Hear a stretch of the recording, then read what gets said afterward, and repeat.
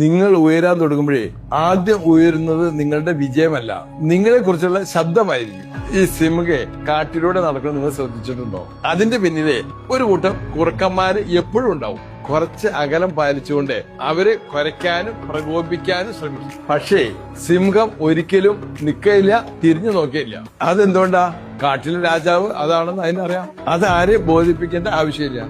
അതെ, അതിന്റെ ഇരയെ നോക്കി അത് മുന്നോട്ട് കിടക്കും. കുറച്ച് സമയം കഴിഞ്ഞാലോ ഈ ശബ്ദം ഉണ്ടാക്കിയവര് തനിയെ പോകും. ജീവിതവും അങ്ങനെ തന്നെയാണ്. ഈ അസൂയയും ദുരുദ്ദേശം ഉള്ളവരുടെ മുന്നില് സ്വയം എക്സ്പ്ലെയിൻ ചെയ്ത് സമയം കളയേണ്ട ആവശ്യമില്ല. അവരോട് തർക്കിക്കാൻ ചെലവിടുന്ന ഓരോ സമയവും നിങ്ങളുടെ ലക്ഷ്യത്തിൽ നിന്നും മോഷ്ടിക്കപ്പെട്ട സമയമാണ്. നമ്മൾ ആരാണെന്നേ വാക്കുകൾ കൊണ്ട് തെളിയിക്കേണ്ട ആവശ്യമില്ല.